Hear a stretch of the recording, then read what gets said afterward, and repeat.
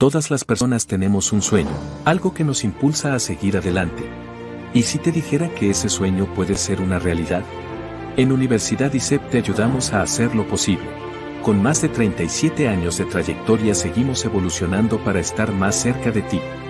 Contamos con más de 70 programas en 6 áreas de estudio, desde certificaciones hasta doctorados. También ofrecemos títulos oficiales y equivalencia académica en Estados Unidos. Hoy estamos más cerca de ti. Contamos con sedes en Estados Unidos, México, Costa Rica, Colombia, Brasil y Europa. De la mano de 300 docentes hemos formado a más de 25.000 estudiantes de distintas nacionalidades. Valoramos el aprendizaje y colaboración, orientando tu camino hacia el éxito. No solo creamos profesionales, también estudiantes responsables con su entorno. Por ello nos enorgullece contar con el distintivo ESR, que nos reconoce como una empresa con calidad y excelencia. Te brindamos las herramientas para hacer realidad tus sueños. Porque más que un instituto, somos Universidad ISEP.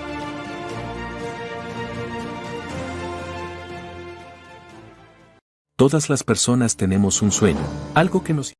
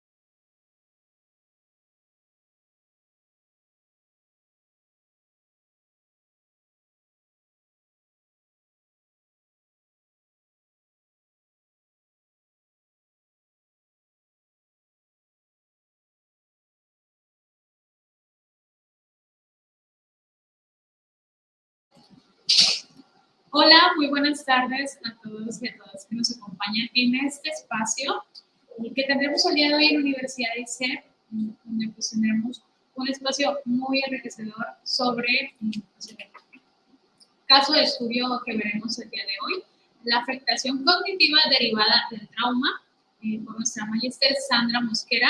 Les felicito a todos aquellos que se dieron este espacio que es para ustedes, para aprender, para poder adquirir nuevas y más habilidades para desarrollar dentro de él. Les recordamos que dentro de la Universidad ISEP estamos constantemente trabajando en darles herramientas alternativas a estudiantes y que hay beneficios adicionales para aquellos que son inscritos en la universidad. Entonces, pues bueno, nuevamente bienvenidos y presentarles y darle la bienvenida a nuestra magíster Sandra. Adelante. Hola, mucho gusto, muy contenta de poder estar acá compartiendo este espacio y más que nada compartiendo mi experiencia con todos ustedes.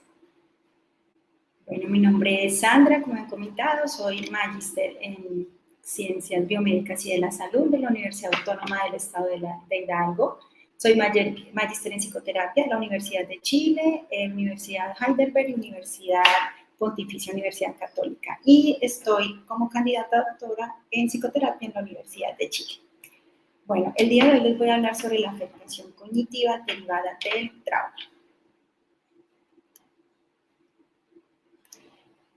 Bueno, como sabemos, el suceso traumático generalmente ellos generan terror e indefensión, ¿cierto? Entonces, un suceso traumático es traumático en sí porque pone en peligro la integridad física y psicológica, y también dejan a la víctima o a la persona que sufre este evento traumático en una situación emocional que es incapaz de afrontar. Entonces, aquí la palabra clave es el afrontamiento, ¿cierto? Entonces, la persona es incapaz de afrontar este trauma con sus propios recursos, este evento traumático con sus propios recursos. Por lo tanto, el evento traumático o este evento fuerte que genera terror, indefensión, que pone en peligro su integridad física o psicológica, hace que la persona tenga que sacar sus herramientas de afrontamiento. Y cuando no tiene las herramientas adecuadas, entonces se genera este malestar emocional que se deriva en un trauma, ¿cierto? Entonces, trauma es cualquier acontecimiento que supone un quiebre en los sentimientos de seguridad de una persona. O sea, cualquier evento que hace que la persona se sienta vulnerable, se sienta que su vida está en peligro, que su seguridad ha sido como desplazada a un lugar en donde no puede como hacerse cargo, ¿sí? Bueno, cuando hablamos de daño psicológico hacemos referencia a lesiones psíquicas y estas son agudas y son producto de un suceso violento, ¿cierto? Conociendo la violencia como cualquier evento o cualquier situación que ponga en riesgo a la persona dejando lesiones físicas, psicológicas, ¿cierto? Bueno, y este daño psicológico también se caracteriza porque tiene secuelas emocionales que persisten en la persona, pero es de forma crónica, ¿cierto? Sabemos que los eventos generalmente que sufrimos en nuestra vida, que tenemos en nuestra vida, dejan secuelas emocionales, pero lo que caracteriza el trauma es que estas secuelas son emocionalmente persistentes, o sea, es algo que está ahí constantemente en la persona y es muy fuerte, es muy, como podríamos decir, es algo que impacta mucho la vida de la persona, ¿cierto? Esto es una consecuencia de lo que ocurrió, de este evento, ¿cierto? Y que aquí es importante que tengamos en cuenta que interfiere negativamente en su vida cotidiana. Entonces, importante, esto es clave para que nosotros podamos profundizar en la intervención, en el manejo, es tener en cuenta que interfiere en la vida cotidiana. Entonces, súper importante tenerlo en cuenta. Entonces, ya llevamos como dos palabras claves, que es afrontamiento e interferencia en la vida cotidiana, ¿sí? Cualquier pregunta pueden irla haciendo, por favor, en el transcurso, que vamos a estar sacando como estas dudas de una vez, vamos como interactuando, ¿les parece? Bueno, los sucesos traumáticos tienen un alcance, un daño psicológico. ¿De qué depende este daño psicológico? ¿Sí? Este daño psicológico depende de 6 situaciones en especial. Una de ellas es la gravedad del suceso. Entonces, no solamente que el suceso sea grave, sino que para la persona la evaluación que hace el suceso sea grave, ¿sí? Porque para algunos puede ser grave, no sé, la pérdida de un ser querido, pero para otras personas no. Entonces, la gravedad del suceso y que este suceso para esta persona sea evaluado como grave, ¿sí? Otro factor que influye para que este daño psicológico se dé es el daño físico o grado de riesgo sufrido. ¿Sí? El daño físico significa pues todas aquellas cosas que le ocurrieron que le generaron algún tipo de dolor, ¿cierto? O el grado de riesgo sufrido, es decir, qué tan cercano estuvo a la muerte o a ser vulnerado o a ser maltratado, o a ser qué tan cercano estuvo, qué tanto fue de este riesgo, ¿cierto? La mayor o menor vulnerabilidad de la víctima, es decir, a mayor vulnerabilidad, pues mayor probabilidad de que haya un daño psicológico y que este pues desencadene a un trauma, ¿cierto? La posible concurrencia de otros problemas actuales y pasados, es decir, si hay un cúmulo de sucesos, ¿cierto? Si hay un cúmulo de cosas que han pasado antes, si no solamente supongamos que sea un evento como una, no sé, como una avalancha, ¿sí? No sé, este desprendimiento de suelo donde las personas pierden sus casas, pierden familiares, sino que sumado a eso haya habido, no sé, como una pérdida de un hijo, ¿sí? Entonces está la pérdida de la casa, ese evento traumático, ese evento que desencadena malestar emocional y refiere a una pérdida, y aparte muere, por ejemplo, un hijo, ¿sí? Entonces esto es como una suma de sucesos, o sea, se le suma a algo complejo un evento, se le suma otro evento que también es algo complejo. El apoyo social existente, si además del evento estresante o este evento traumático no tiene un apoyo social, entonces esto hará que la persona tenga un mayor daño psicológico. Y por último, los recursos psicológicos de afrontamiento disponibles. Entonces aquí vuelve nuestra palabra importante para que la tengan en cuenta. Los recursos psicológicos de afrontamiento que tiene disponibles para el momento del evento, ¿cierto?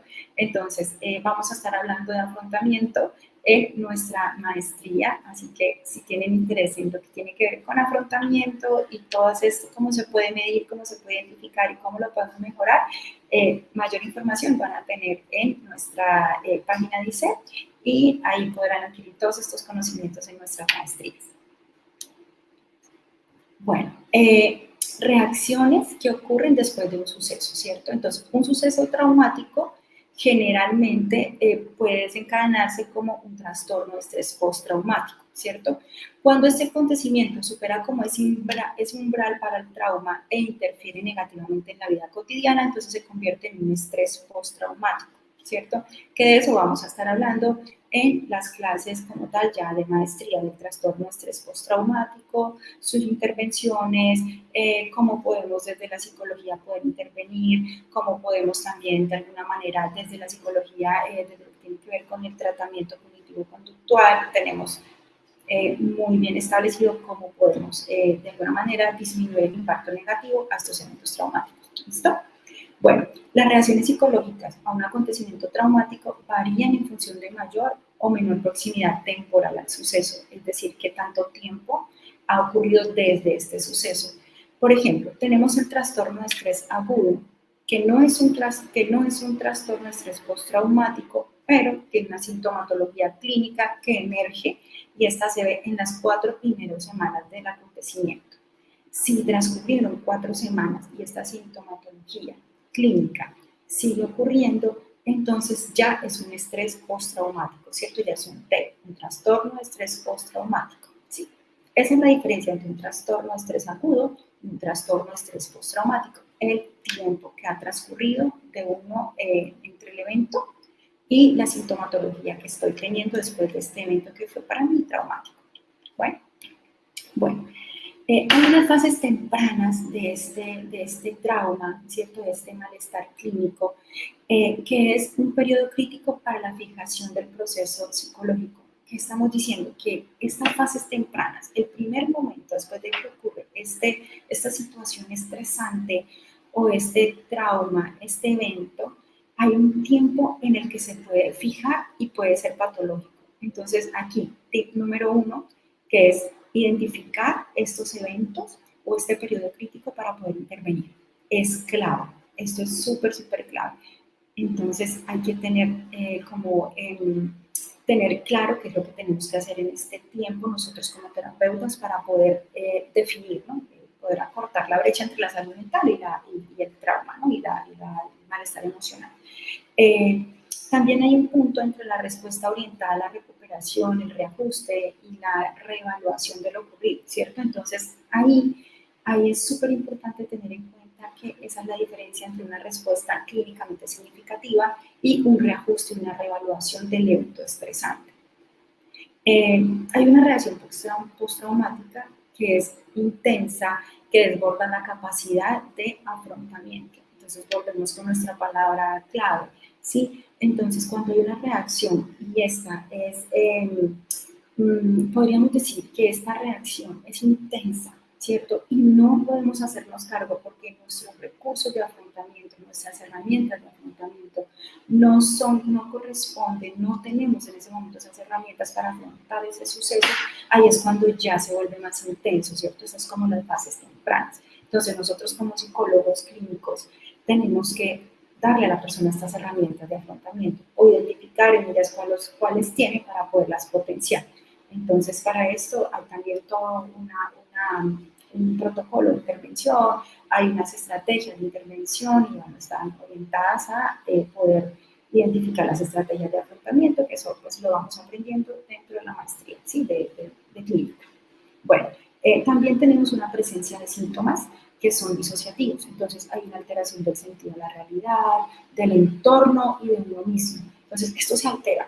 Entonces, imaginémonos lo complicado que es un evento traumático y cómo puede desencadenar complicaciones en el futuro. Porque imagínate estar con el sentido de realidad alterado, con unas distorsiones cognitivas que no te permiten disfrutar la vida, ¿cierto? Entonces, por lo tanto, hacen que no te adaptes de forma adecuada al entorno, a lo que ocurre, a tu vida misma, ¿cierto? Ahí también hay una amnesia disociativa que tiene que ver con un recuerdo como que se van olvidando ciertas cosas. ¿Sí? Entonces, por ejemplo, cuando es un caso de violencia sexual, a veces las personas olvidan el rostro y pueden llegar a confundir e inculpar a otra persona.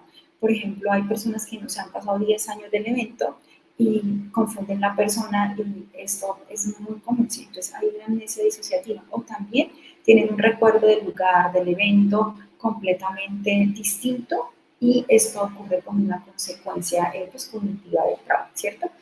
Los síntomas de reexperimentación del suceso, que significa que la persona no solamente empieza a experimentar emocionalmente lo que sintió en este evento, sino que también empieza a sentir físicamente lo que sintió. Por ejemplo, si cayó una roca gigante y le golpeó la pierna, puede volver a sentir este dolor físico asociado al evento traumático, ¿cierto? Entonces no es solamente como una reexperimentación a nivel emocional, del dolor, del recuerdo, sino también del dolor físico y de los sucesos que ocurrieron en torno a. Hay personas que a veces cuando han sido violentadas sexualmente pueden volver a sentir el ardor en las partes privadas o en las partes donde fueron violentadas, pueden sentir ardor, dolor, pueden sentir molestia ahí física, que para ellos es real, ¿cierto?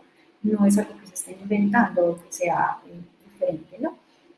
Hay conductas de evitación, por ejemplo, no volver nunca a, no sé, hablarle a personas de la edad de un adulto mayor, por ejemplo, si fue la persona que los abusó, entonces empiezan a evitar, entonces su vida se convierte en un evito todo lo que me recuerde y se parezca. Y aquí es importante tener algo en cuenta, que cuando hablamos de evitar, estas personas lo que hacen es evitar como como muy grandes cosas, ¿sí? Por ejemplo, ya no solamente evito lo que se parece, sino lo que podría tal vez llevarme a eso. Entonces, por ejemplo, si me abusaron en una calle cerrada, evito todas las calles cerradas y todas las que me puedan recordar esto, ¿sí? Y me genera malestar. Entonces es algo como un alto espectro ahí que va como interfiriendo en la vida cotidiana, ¿cierto? La ansiedad, la sintomatología ansiosa es algo que acompaña estas fases tempranas de lo que tiene que ver con los eventos traumáticos. Entonces, en cuanto a la ansiedad, no me voy a detener tanto porque pues ya pues vamos a tratarlo o a hablar de cómo se maneja la ansiedad y la sintomatología ansiosa, pues como les comentaba en nuestra maestría. Y ahora nos vamos a centrar en la afectación cognitiva que se deriva del trauma. Sí. Pues tener en cuenta que hay una sintomatología ansiosa asociada. Entonces, pues, y que esta sintomatología ansiosa se vive la mayor parte del tiempo, no solamente cuando está cerca del suceso o cuando lo recuerda, sino que parece que se vuelve ya como una especie, podríamos decir, como un rasgo ansioso. ¿Sí? El trastorno de estrés postraumático aparece cuando la persona está expuesta a la muerte. ¿Sí? Entonces, cuando la persona se siente vulnerable. Y ahí quiero tener algo súper claro. La cercanía a la muerte con eso, que si tú evalúas un hecho o un acontecimiento como cercano a la muerte, así los demás no lo vean así, es eso lo que interesa. Entonces aquí es donde viene todo lo que nosotros nos gusta tanto, que es la parte cognitiva, conductual, que dice que como tú pienses, así mismo actúas, ¿sí? Las lesiones graves, la violencia sexual, así sea una real o una amenaza, ¿cierto? También puede ser importante aquí en el trastorno de estrés postraumático. Se puede derivar de la exposición directa ante el suceso o haberlo presenciado.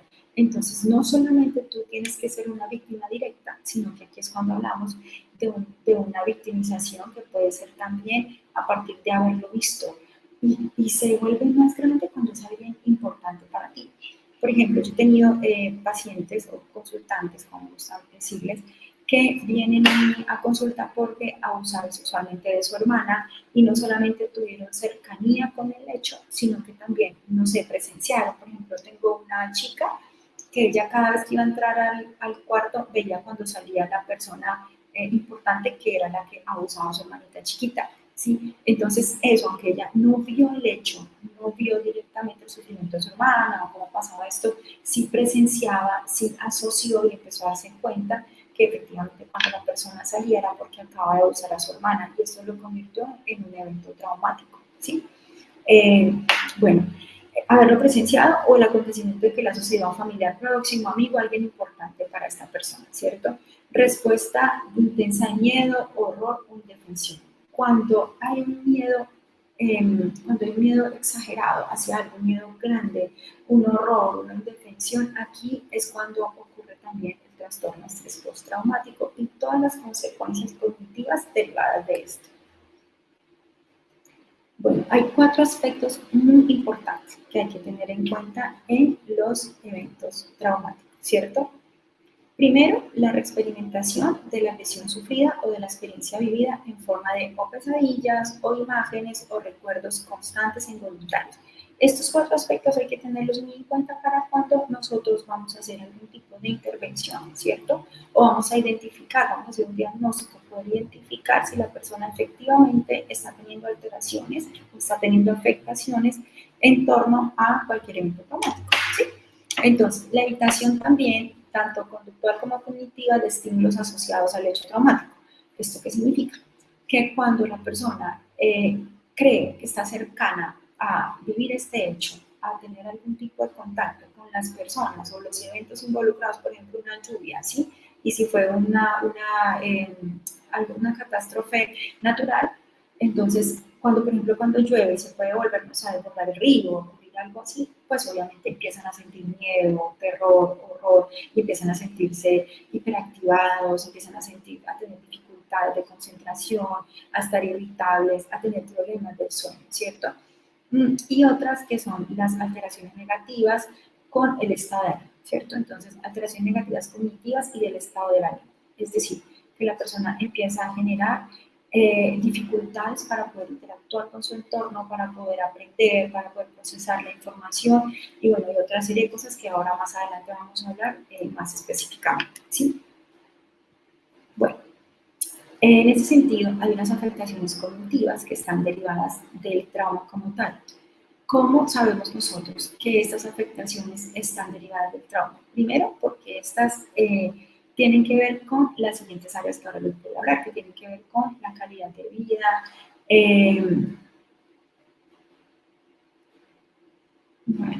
Permítanme un momento.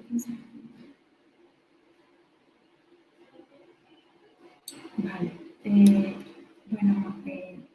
Perfecto. Hola, muy buenas tardes, tengan todos ustedes. Muchas gracias, Sandra, por el tema que estás abordando. Vamos a hacer unas pequeñas correcciones y vamos a también aprovechar para darles una importante información. ¿Qué tal, Carolina? ¿Cómo estás? Muy bien, Mariela, qué gusto saludarte. Y bueno, Carolina es nuestra directora de admisiones y ella nos va a dar una información importante y de gran relevancia que les pueda servir a todos ustedes. Muchas gracias, Mariela. Como comentaba, parte de la universidad y de nuestras actividades que hacemos para apoyar a todos nuestros estudiantes, tiene que ver con llevarlos precisamente a la parte práctica y a casos y situaciones que puedan explotar todas las habilidades y sean casos reales para que sea el proceso de aprendizaje mucho más enriquecedor, como es este caso que estamos abordando. Sumado a esto, para todos los que no son parte aún estudiantes de la universidad, les estamos haciendo un beneficio por haberse inscrito en esta sesión, obteniendo ya una beca directa al estudiar con nosotros de 20% en toda su formación, así como en el proceso de inscripción, pues una beca del 70%. Aquellos que no conozcan nuestros planes de estudio dentro de nuestras formaciones, en este caso, por ejemplo, nuestra maestría en psicología clínica, se abordan esos temas y se ven más a detalle, más se adentran y pues van a tener el acompañamiento de especialistas, expertos con una larga trayectoria precisamente para que su proceso de aprendizaje pues sea mucho más enriquecedor. Aquellos que todavía no conocen de la universidad y quieren tener una plática o una asesoría para conocer más, pueden dejar sus datos, pueden dejarnos un mensaje y nosotros posteriormente vamos a comunicarnos para platicar y darles una sesión personalizada, que conozcan un poco más acerca de la universidad, más de nuestras formaciones y sobre todo aquellos que quieran y tengan esa necesidad de crecimiento, tanto personal como profesional, pues pueden tener esta gran oportunidad al estar inscritos en esta sesión pues una beca ya directa. Solo tienen que decir que son estudiantes en esta sesión y pues que tendrán este beneficio. Muchísimas gracias, Carolina. De igual manera, si cuentan con dudas sobre las promociones, sobre nuestras maestrías, sobre nuestras licenciaturas, pueden dejárnoslo en los comentarios. Nosotros vamos a estarlos atendiendo. De igual manera, aquí en el banner de abajo compartimos un correo que es caraujo@universidadisep.com, donde pueden comentarnos todas sus preguntas, sus dudas, y las vamos a estar atendiendo. Muchísimas gracias, Carolina. Y bueno, de momento vamos a continuar, con Sandra. ¿Cómo estás, Sandra? Muy bien, gracias. ¿Se escucha mejor? Sí, ya se escucha muchísimo mejor. Muchísimas Vale. gracias a todos. Y adelante. Vale, igual si desean que repita alguna información o algo, me pueden decir y tal vez no les quedó algo muy claro por la dificultad que tenía, pues en que mi micrófono no estaba funcionando muy bien. Así que nada, me dicen y con mucho gusto yo vuelvo y repito todo. Bueno, entonces no hay ningún problema. Así que díganme qué tema les gustaría o qué parte de la presentación les gustaría que volviera a repetir y estamos allí. O en sus preguntas también, bienvenidos. Entonces, retomamos. Afectaciones cognitivas derivadas del trauma. O sea, estas afectaciones varían dependiendo del tipo de evento traumático experimentado, la edad en la que ocurrió, la forma cómo se procesa y las estrategias de afrontamiento que posee la persona, ¿cierto? Que posee la persona, no importa la edad. Aquí estamos hablando que esto es tanto en niños como adultos, adolescentes, ¿sí? No importa la edad. Esto es como genérico para todas las edades, lo que estamos hablando acá. Perfecto. Entonces, hay unas afectaciones cognitivas que son derivadas del trauma como tal. Tenemos nueve afectaciones que son como las generales y compartidas por todos los individuos que han sido expuestos a un evento traumático, ¿cierto? Una de ellas es las dificultades con la memoria. ¿Esto qué significa? Que las personas después de un evento traumático tienen problemas para recordar detalles específicos del evento, también olvidan algunas situaciones del evento específicas, como ya les había comentado. La segunda, como afectación directamente que tiene que ver es los pensamientos intrusivos. ¿Sí? Estos pensamientos intrusivos significa que la persona experimenta o pensamientos o como imágenes, como que se le vienen imágenes así, recuerdos, emociones que son recurrentes y que son angustiantes. O sea, no es solamente de pronto tener un pensamiento o una imagen, puede que sea asociado al evento directamente o puede que sea como que tiene que ver con el evento, pero no está asociado directamente a ese momento, a ese evento, sino que esto se le traduce como en una angustia, le provoca angustia a estos pensamientos, ¿cierto? Que vienen de un momento a otro, no generalmente son como derivados de algo cercano, sino que llegan ahí como de un momento a otro sin ni siquiera tener nada que ver. O sea, la persona puede estar, no sé, recibiendo clase, ¿sí? Estando recibiendo clase, completamente haciendo una actividad completamente de su vida diaria y viene el pensamiento de una vez. Llega sin avisar, ¿sí? Y de una vez le genera una angustia. Y esta angustia, pues obviamente tiene que ver con la sintomatología ansiosa. La hiperactivación en el sistema de alarma. Las personas generalmente que han pasado por un evento traumático permanecen en un estado de alerta e hipervigilancia, o sea, ante cualquier amenaza o posible repetición del evento, o sea, cualquier cosa les puede generar un malestar y pueden estar en un estado de alarma. Por eso hablábamos que generalmente se ven alterado el sueño, ¿no? En estas situaciones, porque la persona está en constante alarma y pues generalmente tiene mucho miedo a que esto vuelva a ocurrir. Entonces están alertadas, están pendientes, están allí sin poder tener como esta calma, esta tranquilidad. Bueno, tenemos también la dificultad en la atención y la concentración. Esta tiene que ver mucho con la primera, que es las dificultades con la memoria. Entonces, si tienes dificultades con la memoria, que tiene que ver con la información que retienes, ¿cierto? Con la información que tú empiezas a ingresar en tu mente, que está por los sentidos, ¿cierto? Entonces tienes una dificultad en la atención y en la concentración. Entonces, concentrarse o fijar la atención en una tarea o en un evento específico mantener la atención en actividades diarias se vuelve un problema, es muy difícil. En las cosas que podrían ser fáciles, por ejemplo, no sé, actividades cotidianas, diarias como bañarse, vestirse y salir, por ejemplo, a tomar clase, ¿cierto? Se vuelve un problema. Se vuelve algo que se le dificulta porque empieza a distraerse, termina haciendo otra cosa, entonces pareciera que son multitarea, en realidad no son multitareas, sino que tienen dificultad en realizar una actividad y llevarla a término. Dificultad en la toma de decisiones. Esta también es súper importante porque tenemos que recordar, si han tenido como contacto con clases de maestría en clínica, que la toma de decisiones, para hacerla hay que estar muy bien cognitivamente, ¿cierto? Para tomar decisiones acertadas, asertivas, ¿cierto? Entonces, para poder hacer una buena toma de decisiones, tenemos que tener nuestra mente muy bien como alineada, ¿cierto?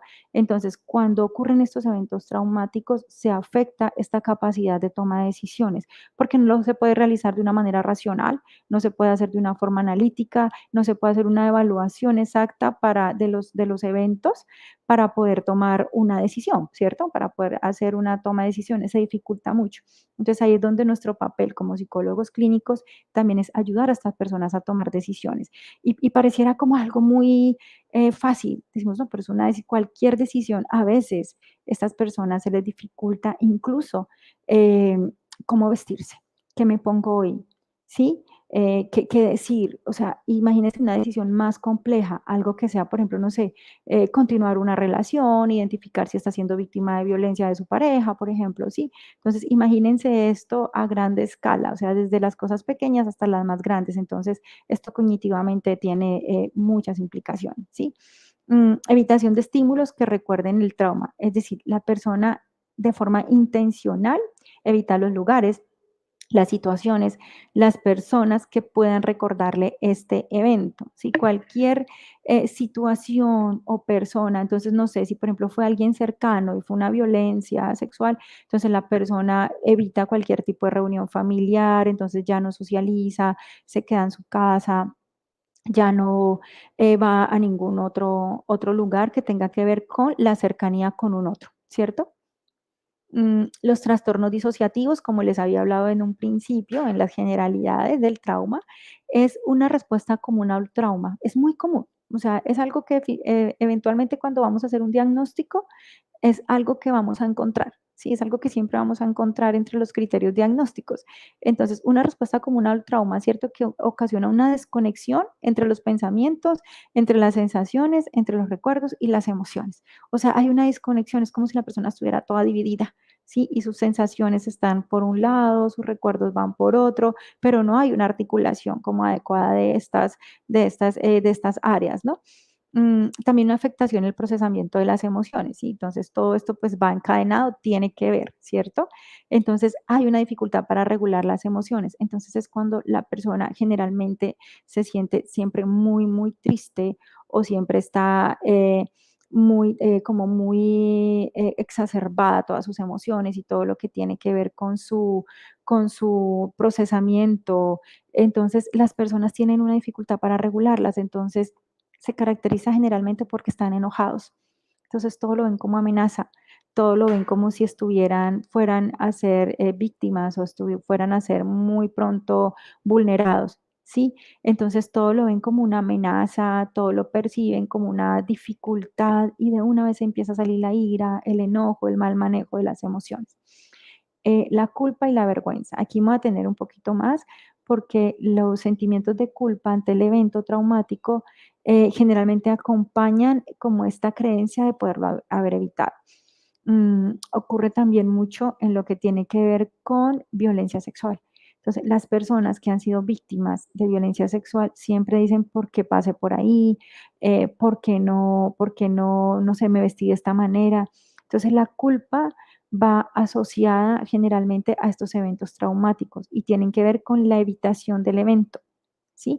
Porque no me di cuenta, porque no sé, como que todo esto, o también la culpa generalmente cuando es una persona cercana, definitivamente por eso la psicología clínica es tan importante en todo lo que tiene que ver con, pues, con la calidad de vida y afrontamiento y demás cosas que tienen que ver con funcionar de manera adecuada del ser humano, porque la culpa se disfraza muy bien. hay que saberla identificar. Se disfraza muy bien. La culpa generalmente tiene esa capacidad de disfrazarse y se disfraza como si fuera una responsabilidad a que yo determino cómo actúa el otro, ¿sí?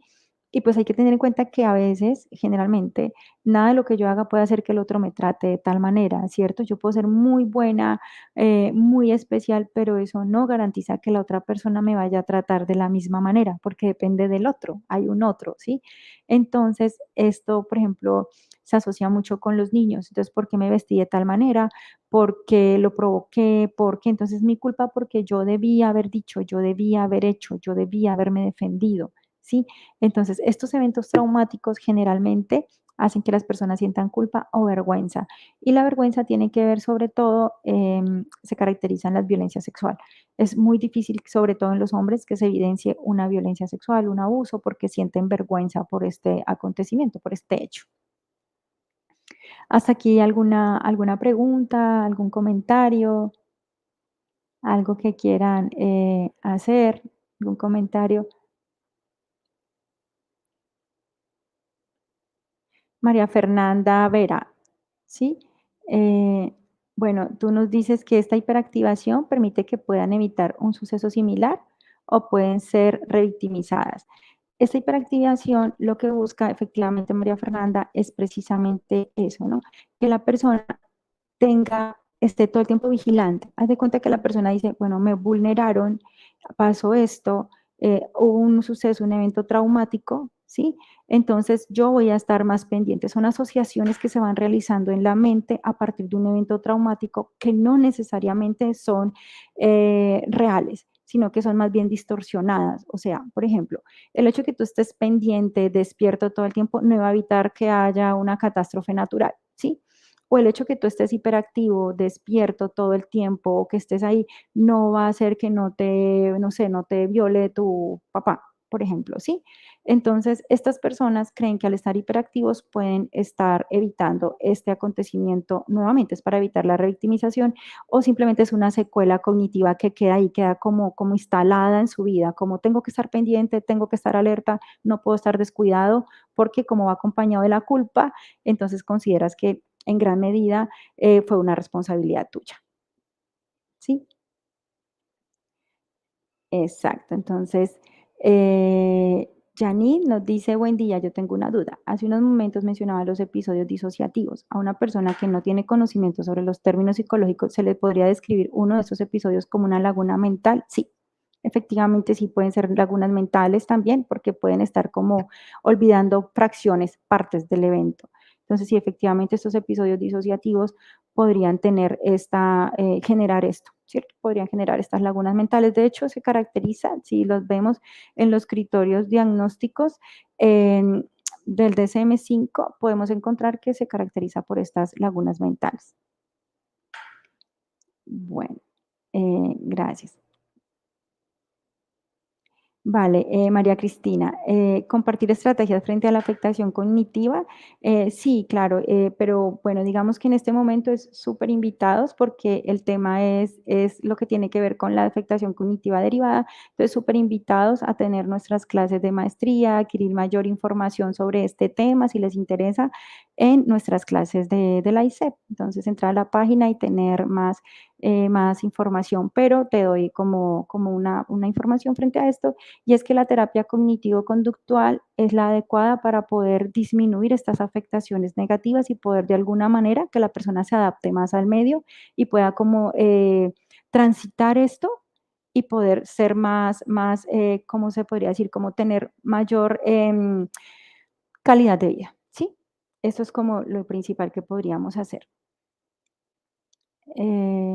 Bueno, Nayet, como psicólogo clínico experimentado, la teoría, discúlpame, voy a revisarlo acá porque no me deja ver bien el como psicólogo clínico he experimentado la teoría como especialista y como paciente luego el duelo por la pérdida de hijo. Y efectivamente todos estos aspectos se expresan simultáneamente y generan una intensidad aguda en la sintomatología. Es hasta necesario apoyarse con tratamiento farmacológico mientras se elabora las distorsiones cognitivas en terapia cognitivo-conductual. Bueno, cognitiva, dice, sí, perfecto. Sí, muchísimas gracias por esta intervención que estás realizando, te lo agradecemos muchísimo. Y bueno, espero que haya sido prudente leerlo. Si no, pues una disculpa de antemano, pero sí, efectivamente, estas cosas que se mencionan aquí, y solamente estoy hablando de lo que tiene que ver con la parte cognitiva, pero tiene muchísimas más. Entonces, dentro de las terapias que nosotros podemos para hacer, para intervenir y disminuir el impacto negativo a estos eventos adversos, pues claramente tenemos la reestructuración cognitiva, tenemos todo lo que tiene que ver con estrategias de afrontamiento y poder como que la persona se empodere de estas, pues la palabra empoderamiento no me gusta tanto, pero en este caso es como poder mirar cuáles herramientas de afrontamiento tiene. En el caso de que sean negativas, pues obviamente es poder hacer que esta persona introyecte en su vida las estrategias de afrontamiento positivas, que son expresión emocional abierta, que son, por ejemplo, reestructuración, ¿cierto? Búsqueda de apoyo social, bueno, entre otras que ustedes van a poder conocer en nuestras clases del magíster, del maestría en la ICEP, ¿listo? Entonces, vale, entonces cuando nos preguntan las técnicas, nosotros pues tenemos una clase especial para hablar sobre las técnicas de intervención eh, para poder disminuir esto, lo que tiene que ver con el trauma, ¿sí? Sin embargo, yo ahora les voy a dar como una pequeña, como diríamos en Colombia, un pequeño tip para que puedan ustedes motivarse más a estudiar más sobre el tema que es súper importante. ¿Y por qué digo que es muy importante? Y quiero que lo tengamos en cuenta, porque es que depende de lo que tú consideres o evalúes como problemático, ¿sí? O sea, puede que todos hayan sufrido alguna pérdida en su vida, pero no a todos les ha generado el mismo malestar, ¿sí? A veces, por ejemplo, cuando fallece la mamá, no todos los hijos quedan con algún tipo de trauma, ¿sí? Pero a todos les afecta emocionalmente, pero a todos es de manera distinta. Entonces, por eso es importante porque es muy individual y hay que evaluarlo desde la psicología clínica de forma individual, ¿sí? Entonces, ¿por qué ocurren estas afectaciones cognitivas? Y yo creo que con esto voy respondiendo también otras preguntas que están por aquí. Entonces, se debe al estrés y a la disociación que emerge del trauma. O sea, ¿por qué ocurre? Claro, porque es que cuando hay un evento traumático, lo primero que ocurre es esto, lo que tiene que ver con el estrés, ¿cierto? Entonces se genera el estrés, que obviamente hay que sacar nuestras herramientas de afrontamiento, ¿sí? Y esta disociación emerge del trauma. La intrusión de pensamientos o recuerdos que están relacionados con el evento traumático. Imagínate llevar tu vida constantemente pensando en esto que te ocurrió, recordándolo, claro. Entonces, por esto ocurre una afectación cognitiva, por eso no puedes funcionar de manera adecuada, porque estás todo el tiempo pensando en esto, llegando estos pensamientos intrusivos. Y no solamente son los pensamientos, sino que llegan las imágenes, llegan a veces distorsionadas, exacerbadas, mucho más grandes de lo que pasó. Entonces, ya no recuerdas, no sé, al tío con cara de ser humano, el tío que te abusó, sino que recuerdas es un monstruo que venía y que te hacía, entonces te duele más, entonces es un recuerdo exacerbado y distorsionado, ¿cierto? Dificulta la integración de experiencias, además que altera la percepción de la realidad. Esto tiene que ver con lo que acabo de decir. Entonces, de alguna manera, entre lo que ocurre, que es pues derivado del trauma, las afectaciones cognitivas, es que hay una alteración de la realidad. O sea, no todas las personas te van a violentar. No siempre que llueve va a ocurrir una catástrofe natural. Sí, no todos los volcanes hacen erupción y dañan nuestro entorno, ¿sí? Pero entonces hay una percepción de la realidad que está distorsionada, ¿sí? Eh, Experimentación de pensamientos intrusivos, distorsionados de la realidad, además de que se reexperimenta de forma exacerbada el evento traumático. O sea, si, por ejemplo, el evento traumático me afectó físicamente, no sé, una parte del cuerpo, yo ya siento el dolor en todo el cuerpo, ¿sí? Entonces es exacerbado. Y las emociones están más como que hacen que tú no puedas razonar de forma adecuada. Entonces, para nosotros razonar tenemos que estar bien, ¿cierto? Tenemos que estar bien nuestra mente, no al 100% porque eso no es tan fácil, ¿cierto? Pero sí por lo menos tener como dominado lo que tiene que ver con la capacidad de razonar. Entonces, a mayor malestar emocional, menor capacidad de razonar y de poder tomar decisiones. La expresión emocional es exagerada o aplanada. Entonces están en los dos polos. O simplemente no vuelves y no pareces que empezaras a sentir emociones, felicidad, alegría, tristeza, enojo, ¿sí? Sino que simplemente pareciera que ya no, que nada te afecta, que te da lo mismo todo, sí, que te da como igual todo. O es exagerado, o sea, te enojas por cualquier cosa, la persona que ha sido, como que ha estado expuesta a un evento traumático, se enoja por todo, siente ira constantemente, ¿cierto? Bueno, estar constantemente en estado de alarma, lo que estábamos hablando hace un momento de la pregunta de uno de ustedes, que estás en constante alarma o hipervigilante puede agotar la energía física. Acá también nos dijeron eso, ¿no? También en uno de los comentarios. La energía mental y física. Entonces, estar en constante hipervigilancia, estar en constante estado de alarma te agota y claramente la vida se va a hacer mucho más difícil, no vas a tener una calidad de vida adecuada, ¿sí? No vas a tener, no vas a disfrutar la vida de la manera en que deberías disfrutarla, porque todo el tiempo estás hipervigilante, estás cansado, estás fatigado, tienes cansancio mental, cansancio físico, ¿sí? Y de ahí se van derivando los otros estados de ánimo negativos a partir de este cansancio, este agotamiento, ¿cierto?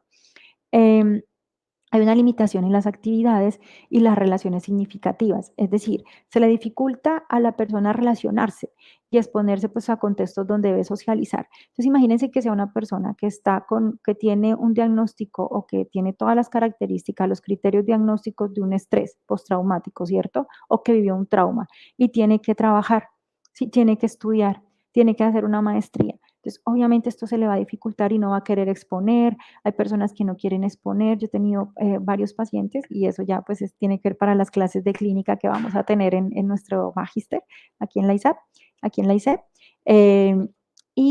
Se le dificultaba mucho exponer. Había sido víctima de violencia sexual cuando tenía como 10 años y se le dificultaba muchísimo exponer. Entonces, cada vez que iba a salir a exponer, temblaba, le daba ansiedad, entonces estaba sintomatología ansiosa, entonces estaba muy mal académicamente. Entonces, solamente se dedicaba a leer como las ayudas, las diapositivas y todo, solamente se dedicaba a leer porque no lo lograba, ¿cierto? Aparte, trataba de huir de todo, entonces cuando ya llegó el momento de hacer su tesis, tenía que estar en un semillero de investigación, no quería socializar con nadie, tenía que ir a reuniones del semillero, decía, tengo que soportar ir a clases y ahora tener que ir a un semillero, entonces eso dificulta la vida. Eso es solo un ejemplo de tantos que tienen que ver con estas afectaciones, ¿sí? Derivadas del trauma. La culpa y la vergüenza afectan el autoconcepto y la autoestima, ¿sí? Entonces son personas que están golpeadas en todas las áreas de su vida. Y en una de ellas es importante tener en cuenta que el autoconcepto y la autoestima también se ven afectados. Y si esto dejó secuelas físicas que se noten como quemaduras, golpes o amputación de alguna de las extremidades o algo, pues claramente va a ser mucho más grande la culpa, la vergüenza y los problemas con la autoestima y el autoconcepto. Y aquí viene como nuestra pequeña como tip para que se motiven las personas a realizar nuestras maestrías y que les interese tener más información en la ISEP. Entonces, esto es, para los que de pronto lo conocen, esto es una forma de hacer un análisis funcional de la conducta, ¿sí? Que en la medida de lo posible, cuando hay personas que han tenido algún evento traumático, han estado sometidas a un evento traumático, se ven afectadas y esta es la mejor forma de poner a hacer un análisis funcional, ¿sí? ¿Qué es lo que tengo que hacer primero? Esto, antes de ponerme a identificar, no sé, los criterios diagnósticos del DSM-5. Entonces, esto se logra con estudio y con el tiempo, ¿sí? Entonces, digamos que los más de 15 años de experiencias que tengo yo atendiendo personas con algún problema emocional derivado del trauma, cognitivo derivado del trauma, me han mostrado que eso es lo primero que tengo que hacer. Así a veces en las entrevistas nosotros hagamos o estamos acostumbrados a hacer cosas diferentes. Esto es un tip profesional ya clínico de mi experiencia. Entonces, yo pienso que lo primero que hay que hacer, y académicamente también lo digo, según mis estudios, es identificar el acontecimiento activante, ¿sí? Esta persona me llega a mí con algún tipo de sufrimiento emocional. Yo tengo que identificar cuál es el acontecimiento activante que lo trajo a mí como psicoterapeuta, ¿cierto? Entonces, ¿este evento es interno? ¿Es externo? ¿Acabó de ocurrir? ¿Sí? Si es interno, obviamente tiene que ver con los pensamientos, recuerdos, sueños, ¿sí? Y si es externo, tiene que ver con algo que alguien me hizo o algo o un evento, como les comentaba, ahora, un desastre natural o algo así, ¿cierto? Después de que identifico este pensamiento activante, el segundo paso es identificar los pensamientos que se derivaron de este acontecimiento activante. Entonces aquí ya estamos llevándonos a más como más fino lo que tiene que ver con la parte cognitiva y su funcionamiento a nivel individual, ¿cierto? Entonces mirar estos pensamientos automáticos, estos pensamientos intrusivos, empezar a ver todo lo que tiene que ver con el área mental, ¿sí? ¿Qué está pensando? Luego ver la respuesta que se genera a partir de estos pensamientos, que es la respuesta emocional, fisiológica y conductual. Para todas estas esferas que están acá, este análisis funcional de la conducta, hay preguntas que guían, preguntas orientadoras, para poderlo identificar. Solamente aquí les estoy dando como un panorama muy amplio para que se motiven a investigar más del tema y además que el tiempo no me da para contarles más sobre esto. Pero eso sería lo primero que tenemos que hacer, ¿no? La respuesta emocional tiene que ver claramente con los sentimientos, con las emociones emanadas del evento activante, ¿sí? Y lo que estoy pensando. Entonces, por ejemplo, no sé, la muerte de un familiar, que pensé que la vida se me va a acabar, que la vida no tiene sentido, que me genera esto, me genera mucho dolor, me duele, ¿cierto? Bueno, entonces eso es emocional, fisiológico, tengo taquicardia, siento como una punzada en el estómago y conductual, entonces me pongo a llorar, peleo, me enojo, le pego un puño, golpeo a alguien que tengo cerca, ¿sí? Y las consecuencias ya tiene que ver con lo que prácticamente ocurre después de que pienso esto. Entonces, le pegué un puño a alguien, entonces luego me sentí muy triste por lo que hice, luego la emocional, no, definitivamente yo me siento muy triste, siento que mi vida no tiene sentido, entonces por lo tanto no voy a trabajar, ¿sí? Y esto sería así, a grandes rasgos, lo primero que yo tengo que hacer, porque cada vez que yo identifique algo, ¿cierto? Cognitivo, en que es derivado de este acontecimiento activante, que es un evento traumático, yo tengo que cada uno de ellos hacer una estrategia de intervención o una sola que me los abarque todos. Una para poder hacer una reestructuración cognitiva, para poder tener pensamientos más asertivos, ¿cierto? Para poder tener a partir de mis pensamientos asertivos una respuesta emocional, fisiológica y conductual, pues obviamente más acorde a mi calidad de vida y que tenga que ver con unas consecuencias que no me generen a mí un malestar mayor. Por ejemplo, perder el trabajo, ¿cierto? Entonces mi sustento o perder mi familia o ya quedarme sin pareja, por ejemplo, por este acontecimiento activante y un manejo inadecuado. Bueno, muchísimas gracias. Espero que les haya gustado, que les haya aportado mucho y sobre todo que les haya abierto como el interés, así, para poder saber más del tema. Esto en realidad es solamente un poco para todo lo que tiene que ver con la afectación que está derivada del trauma a nivel cognitivo. Muchas gracias. Entonces, ¿alguna pregunta, comentarios? Ya. Paola. Paola nos dice, los mecanismos de defensa también pueden hacerse presentes. Tengo presente a mi hermana que pasó por dos eventos traumáticos, la asaltaron en la casa y presenció la muerte de una persona en el parque, pues le dispararon y cuando lo cuenta ríe, pero lleva noches soñando que la asaltan. Los mecanismos de defensa, bueno, es como te decía, estas son preguntas como más que tienen que ver con el área como de poder hacer un análisis funcional, un diagnóstico, y pues para mayor información sería como revisar la página, pero sin embargo, vamos a darte la respuesta. Sí, los mecanismos de defensa generalmente hacen parte de estas respuestas evitativas, ¿cierto? Del evento traumático o de lo que me recuerde el evento traumático. Entonces, a verse reírse sería una respuesta que estamos hablando, una respuesta que no está acorde con el evento, ¿cierto? Sí, bueno, yo me acuerdo de esto y me río, podría ser, pero tendría yo que conocer muy bien el caso para en realidad saber si es una risa de nervios, si es una risa de que no sé, mientras la estaban asaltando o pasaba algo, la persona se cayó o fue algo chistoso, ¿cierto? Entonces sería como tener en cuenta, como hacer todo análisis funcional porque ya sería muy específico, pero el punto es tener en cuenta la palabra evitación y todo lo que tenga que ver con esto es evitación. Y si estás soñando con eso, claramente hay una respuesta emocional que está derivada del trauma, hay una afectación cognitiva que está derivada del trauma. No sé si te respondí, espero cualquier duda, pues ustedes saben que pueden ir a la ICEP. Bueno, Bueno, eso te lo voy a responder con un poco de experiencia, Victoria. El estrés postraumático puede durar décadas. Si tú o la persona que está siendo víctima o tuvo algún evento traumático no hace un buen manejo de este evento, sí, puede durar décadas y te lo digo por la experiencia. Por ejemplo, yo trabajé con personas del conflicto armado, no sé si de qué país eres, pero por ejemplo en Colombia tenemos un programa para poder reincorporar a las personas que hicieron parte del conflicto armado, sí, lo que es conocido como exguerrilleros, excombatientes, ¿cierto? Entonces ellos duraban con estos efectos por mucho tiempo. Y cuando llegaban había que derivarlos obviamente a salud, a atención en salud mental, para que pudieran tener una vida mejor, pero duraban soñando eso y se acostumbraban a estar mal, se acostumbraban a soñar, se acostumbraban a eso. Entonces, algunos ya tenían unas consecuencias psicológicas muy graves derivadas de ese estrés postraumático, pero lo asociaban a otras cosas, lo asociaban, o sea, eso había pasado hace 20 años, ¿sí?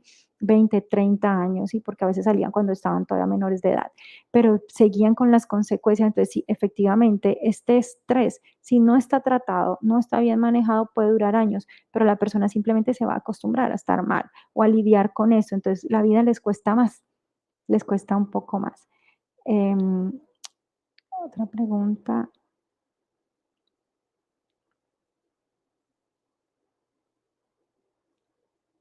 Ok. Margarita, a pesar de las ayudas farmacológicas y terapeutas, hay traumas que no se superan de forma adaptativa. Bueno, eso tiene que ver mucho con, como les hablaba hace un momento, ¿no? Creo que tiene que ver con la intensidad de lo que ocurrió, con todo lo que gira en torno a esta situación, ¿sí? Entonces, estas ayudas farmacológicas y terapéuticas también, tú sabes muy bien que es un trabajo articulado, ¿no? Nosotros los terapeutas trabajamos de forma articulada. Entonces, hay criterios que dicen si la terapia está siendo exitosa y entre esos criterios está, pues, obviamente que la persona sea experta en el tema, ¿sí? Entonces, por eso es tan importante ir donde psicólogos formados, por eso es tan importante estas masterclass, porque les muestran que no todos los psicólogos pueden trabajar todas las cosas, ¿sí? Entonces, cuando nosotros hacemos, por ejemplo, la maestría en el ICEP, ¿sí? Que tiene que ver con clínica, pues obviamente es una persona que va a estar experta en técnicas para esto, pero si tú vas a empezar a aplicar, no sé, técnicas por ejemplo, de relajación progresiva, que está dicho, que funcionan, ¿cierto? Porque tienen que ver con esta forma de poder disminuir la sintomatología ansiosa. De entrada, no vas a lograr nada, porque es una persona que llega con problemas derivados del trauma. Entonces, tienes que empezar con un proceso distinto, ¿sí? Y tienes que ser experto en el tema, tienes que saber del tema, tienes que haber hecho estudios superiores. El simple hecho de ser psicólogo no te da las herramientas para intervenir. Entonces, aquí estamos hablando de dos inconvenientes. Uno, que hay psicólogos haciendo cosas que no deberían estar haciendo, por eso las técnicas a veces no funcionan, porque tú puedes decir, fui a un terapeuta, pero no es un magíster en clínica, ¿sí? Entonces no tiene las herramientas adecuadas, sino que tiene un conocimiento vago y unas ganas de trabajar, pero eso no te va a ti a sacar de este trauma. Y dos, que la persona esté comprometida con su proceso, porque es como el gimnasio. Por ejemplo, nosotros los cognitivos conductuales decimos que no hacemos tratamientos como tal, sino que son entrenamientos. O sea, si tú vas al gimnasio y quieres ver los resultados que tú quieres, con una vez a la semana que vayas no va a funcionar, ¿cierto? O sea, no te puedes tomar la foto y verte espectacular, no va a pasar. Lo mismo pasa con el psicólogo. Si tú vas a ir una vez al mes o cada que te acuerdes o te sientas mal, pues obviamente se vuelve una intervención en crisis, ¿sí? Entonces tiene que ver muchísimo con eso. Entonces generalmente la terapia sí funciona, pero tiene que ser dada por personas que sepan, que tengan experiencia en ese tema específico y que hayan estudiado clínica, porque no hay forma de tener ese conocimiento. Eso no sé si te respondí bien. Muchas gracias, Sandra, por compartirnos esta información tan importante. Ya vimos también que a las personas que estuvieron acá con nosotros en la sala les interesó mucho el tema y de igual manera te agradecen por esta información. Muchísimas gracias, Sandra, y nos vemos muy pronto. Gracias por el espacio y por el tiempo. Muy bien. Gracias. Gracias, que estés bien.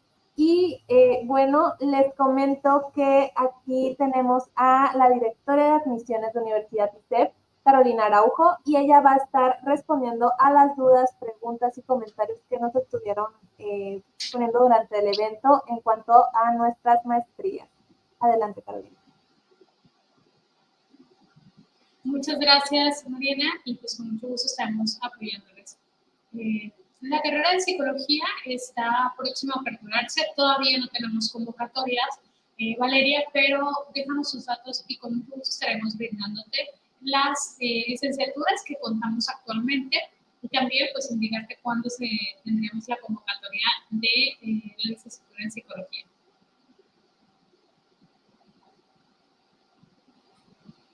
De hecho, pues para Rosa y a todos los que estén interesados en conocer más a profundidad, de especializarse, precisamente como nos mencionaba nuestra ponente el día de hoy, es de suma importancia especializarse y obtener los conocimientos y las habilidades necesarias para empezar a generar pues, su propio consultorio, empezar a intervenir, empezar a ser especialistas en el área en la cual ustedes como profesionales quieren desarrollarse, estudiar una especialización o una maestría. Justamente tenemos por iniciar un próximo grupo en una de nuestras formaciones, entonces Rosa, déjanos tus datos y con mucho gusto un asesor te estará pues, dando información, platicando para conocer cuáles son tus intereses y el área en la cual quieres formarte para apoyarte.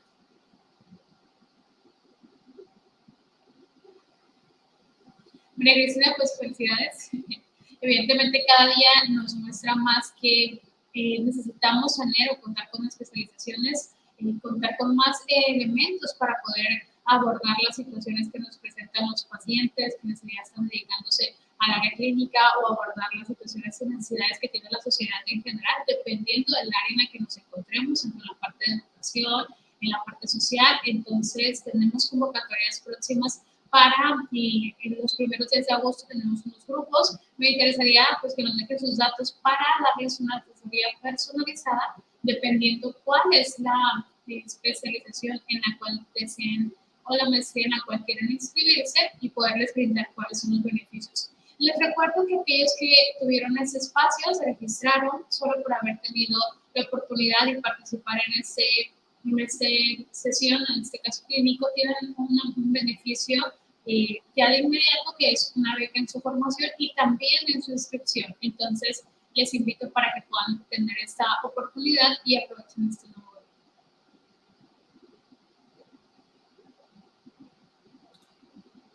No sé si hay alguna otra duda o alguna otra pregunta en que les puedo apoyar. Vale, veo que hay varias inquietudes con respecto al tema de la oficialidad. Universidad ICEP cuenta con formaciones que tienen validez, el reconocimiento de validez oficial de estudios, en este caso por la instancia que regula la educación en México. Por lo tanto, les invito a aquellos que estén interesados en cursar una de estas formaciones, que puedan recibir esa asesoría personalizada para indicarles cuáles de nuestras formaciones van a poder obtener títulos oficiales al momento de cursarla. Es importante, y sí quiero hacer hincapié en que nosotros como universidad tenemos esta validez. Por ahí vi algunos comentarios respecto a un instituto. Ellos no cuentan con validez, nosotros asumimos, somos responsables de brindarles a nuestros estudiantes sí reconocimientos oficiales, así como títulos pues, expedidos por la universidad. Entonces, sí, Elizabeth, contamos con REGOE y pues están vigentes. Para tener más información pues, de cuáles son los que tenemos, dejen sus datos para poderles brindar las maestrías, por ejemplo, en psicología clínica. Nosotros pues tenemos esta validez y esta certificación.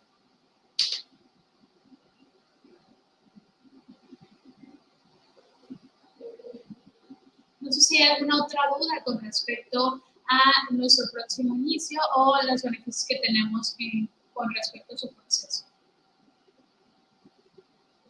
Milena, muchas gracias por tu pregunta.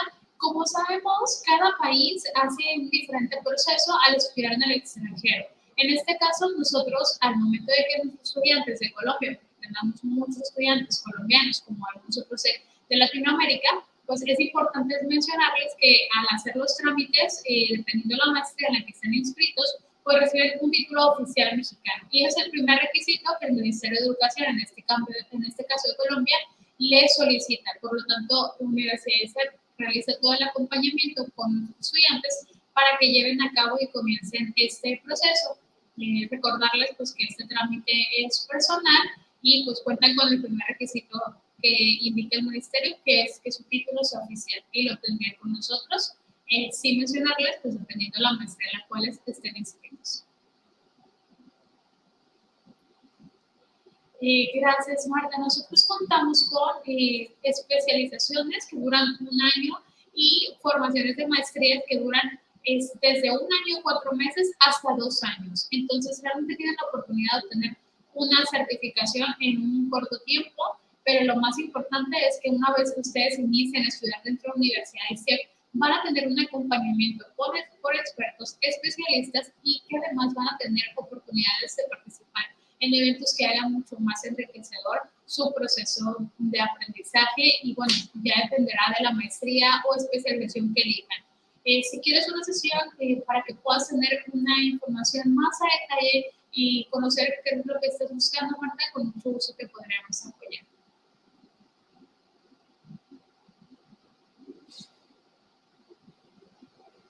Muy bien, Miriam, tu pregunta es que una vez que ya sido inscritos nuestros estudiantes ante la instancia que regula, pues en este caso nuestro país, en México, pueden obtener una constancia de estudios o una constancia que nos entregue esta instancia que están inscritos dentro de la universidad.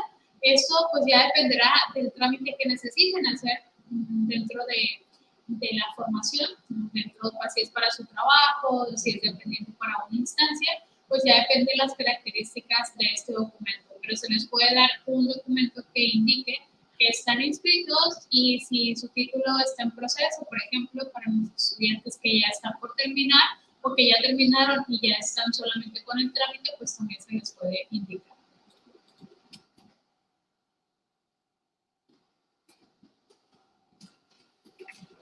Teresa, puedes ver nuestra página en internet. También tenemos pues, oportunidad de darte una sesión personalizada. Te recomendaría mucho que tengas oportunidad de tener este espacio con nuestros asesores de admisiones, porque te podemos dar un asesoramiento encaminado a justo lo que requieres. Como nosotros sabemos, dependiendo del área o el área en la cual te encuentres especializado, por ejemplo, como psicólogos, pues nos gustaría conocer un poco cuál es tu plan a futuro, qué población es la que te gustaría atender o cómo te gustaría desarrollarte para poder enfocarte y darte la información dependiendo al plan de estudios que más se adecue a tus pues necesidades o proyecto de vida.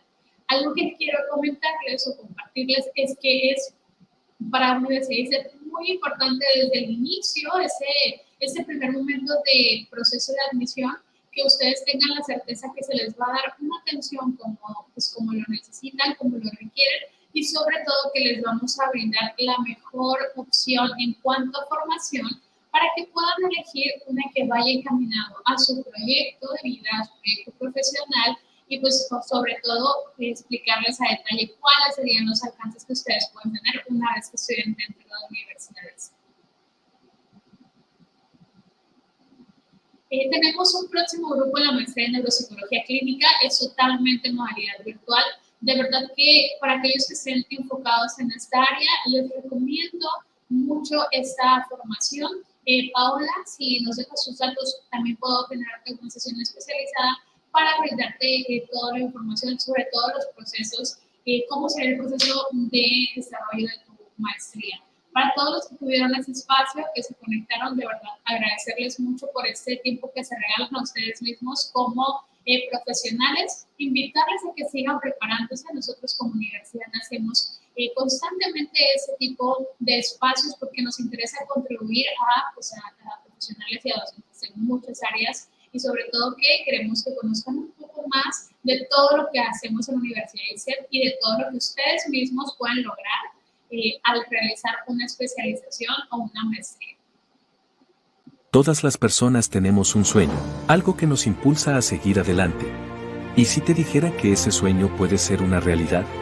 En Universidad ICEP te ayudamos a hacerlo posible. Con más de 37 años de trayectoria seguimos evolucionando para estar más cerca de ti. Contamos con más de 70 programas en 6 áreas de estudio, desde certificaciones hasta doctorados. También ofrecemos títulos oficiales y equivalencia académica en Estados Unidos. Hoy estamos más cerca de ti. Contamos con sedes en Estados Unidos, México, Costa Rica, Colombia, Brasil y Europa. De la mano de 300 docentes hemos formado a más de 25.000 estudiantes de distintas nacionalidades. Valoramos el aprendizaje y colaboración, orientando tu camino hacia el éxito.